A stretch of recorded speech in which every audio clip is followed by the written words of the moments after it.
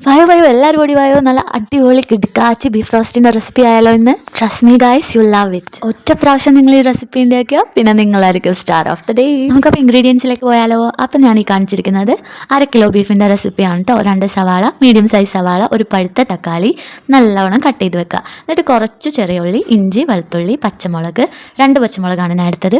അതും വേപ്പിലയും കൂടി നല്ല രീതിയിൽ ഒന്ന് ചതച്ചെടുക്കണം. പിന്നെ ഇതാണ് മക്കളെ എൻ്റെ സീക്രട്ട് ഇൻഗ്രീഡിയൻസ്. കുറച്ച് പെരുംജീരകം, കഷ്ണം പട്ട, 2 ഏലക്ക, പിന്നെ ഒരു സ്റ്റാർ പോലെ ഇരിക്കുന്ന സംഭവം, പിന്നെ ഒരു 3-4 കുരുമുളക്, ഗ്രാമ്പു, ഇതെല്ലാം കൂടി ഒന്ന് ചൂടാക്കിയിട്ട് ജസ്റ്റ് ഒന്ന് ചതച്ചെടുക്കാം.